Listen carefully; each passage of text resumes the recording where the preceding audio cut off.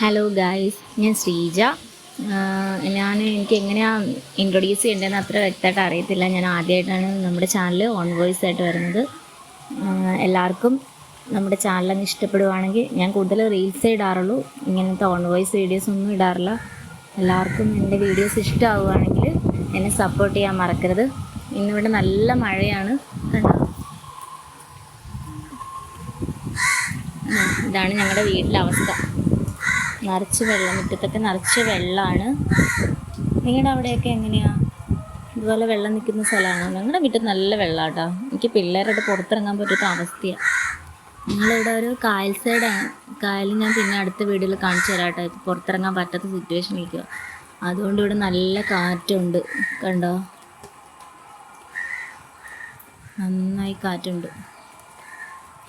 ഇപ്പം അനങ്ങാൻ നിൽക്കുക, കാറ്റ് പോയിട്ടോ.